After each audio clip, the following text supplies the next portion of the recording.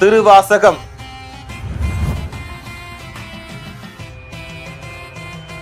ஆகமம் என்று சொன்னால் பொதுவாக வரையறுக்கப்பட்ட ஒரு ஆகமத்தை அனைவரும் கடைபிடிப்பதற்குத்தான் வரையறுக்கப்பட்டது. அதை அனைவரும் ஏற்றுக்கொண்டு அதன் வழியில் தான் நம்ம இந்த வழிபாடு, அந்த கோயிலினுடைய முறைகள், சடங்கு எல்லாத்தையும் நம்ம ஏற்றுக்கொள்ளணும். அதை நான் ஒரு ஆகமும் நீ ஒரு ஆகமும்னு இருக்கக்கூடாது என்பதை, ஒரு பிரிவினை இருக்கக்கூடாது என்பதற்காக ஒரு கோயிலில் ஒரு ஆகமும் இருந்தாலே போதும், ஒவ்வொரு கோயிலுக்கும் 2 ஆகமும் இருக்கக்கூடாது என்பதை சொல்லி, அதனால் மணிவாசகருடைய காலத்தில் ஒரு ஆகமம் இருந்தது, அந்த ஆகமம் சரியாகவும் இருந்தது, மக்கள் அனைவரும் பின்பற்றி இருக்கிறார்கள் என்பதை சொல்லி, அதனால்தான் அவர் அதை அழகாக சொல்லியிருக்காரு. ஆகமம் ஆகி ஆகமமாகவே இறைவன் தான் இருக்கிறான் என்று சொல்லி, ஆகமமாகி நின்று அன்னிப்பான் என்று சொல்றார்.